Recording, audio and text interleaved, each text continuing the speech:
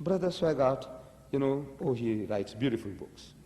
Homosexuality, Sodom and Gomorrah, pornography, alcohol, beautiful works. I recommend them to you, these books. Not all, but these books especially, I recommend them to you. Read them, very good. But there are no solutions. You see, alcohol, I dealt with it last night, I think, by the way. He says in this book, alcohol, he says 11 million drunkards in America. 11 million drunkards, he says. These are his terms. In my country, they don't call them drunkards. Especially the whites, you can't call them drunkards. They'll punch you on the jaw. You have to call them alcoholics. You know, they're sick people.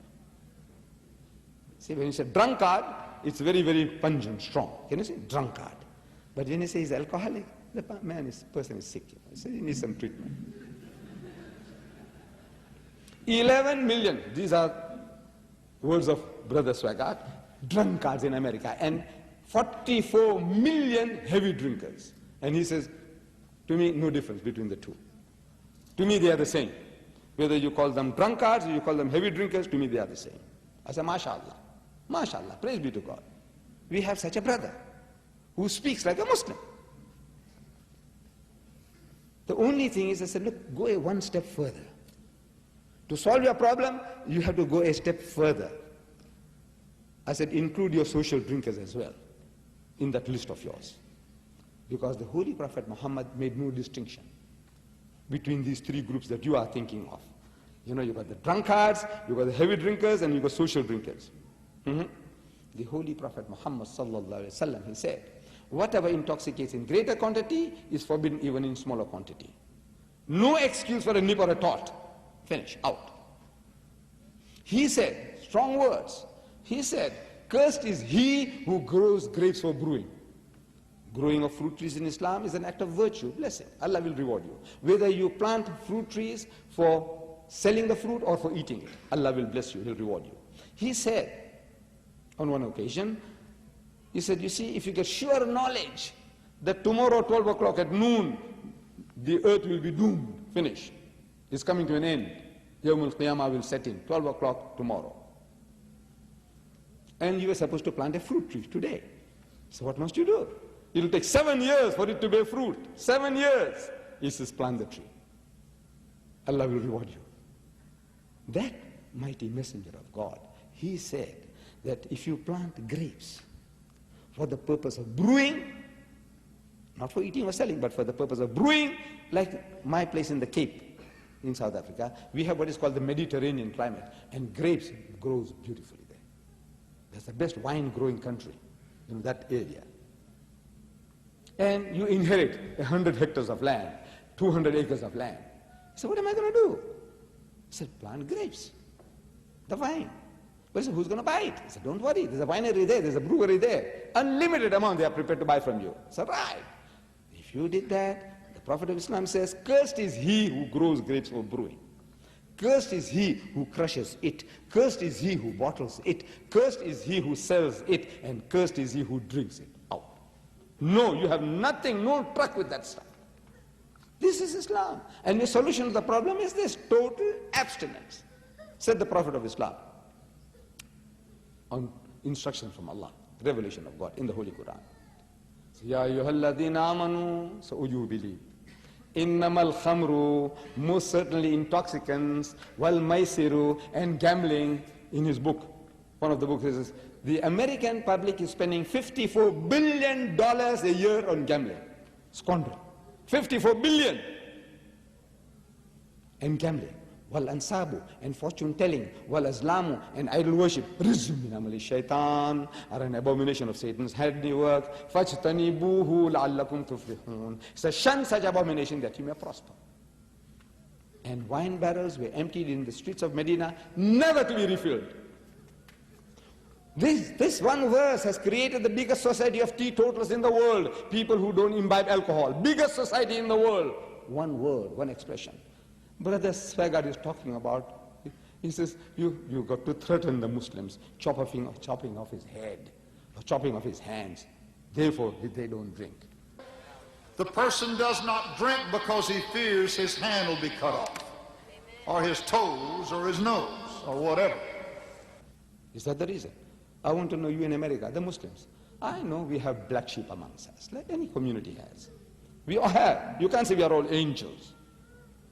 But what percentage of Muslims imbibe alcohol? In India, Pakistan, South Africa. My community, I'm boasting in my country. Perhaps it applies everywhere where the Muslims live. I said, we Muslims have the lowest alcoholic consumption in the country.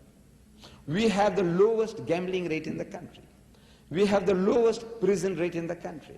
We have the lowest divorce rate in the country. We have the lowest suicide rate in the country. And we have the highest charity rate in the country. That's what Islam has done for us. لَعَلَّهُمْ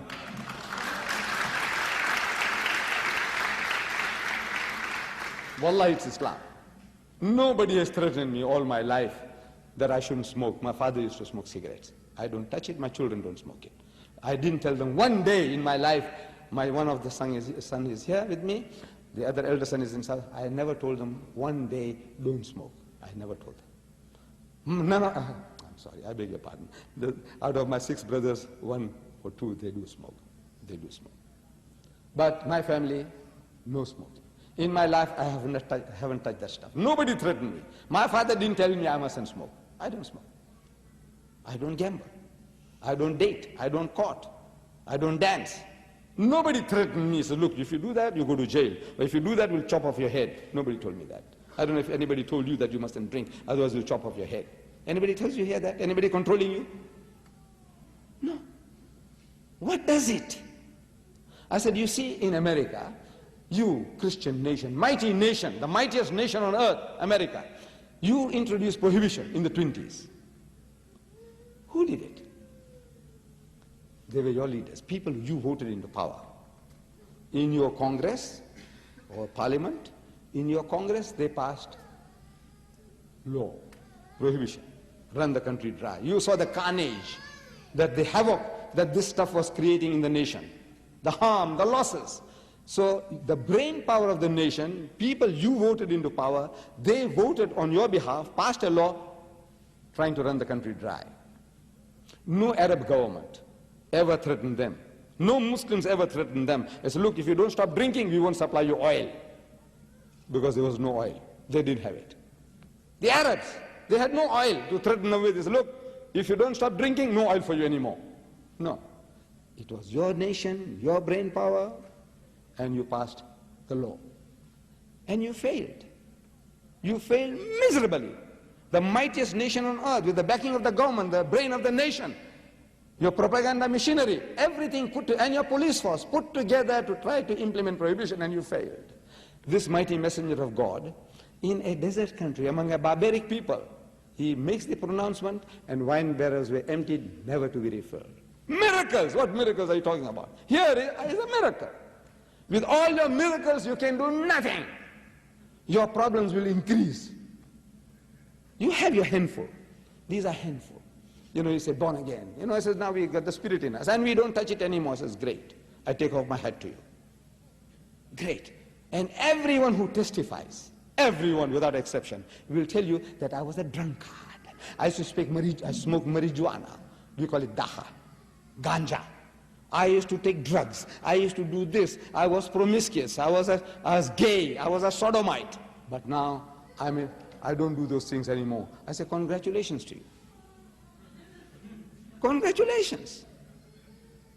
But I said, you see, something took you out of the mire, out of the dirt, out of the filth. Congratulations to you. But I said, but the system that stops you from falling into the mire is a better system any day. Prevention is always better than cure. And you are not able to cure those 55 million drunkards.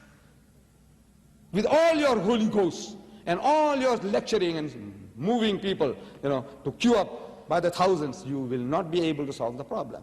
The answer is total abstinence. And the only religion on the face of the earth which says don't touch that stuff is Islam.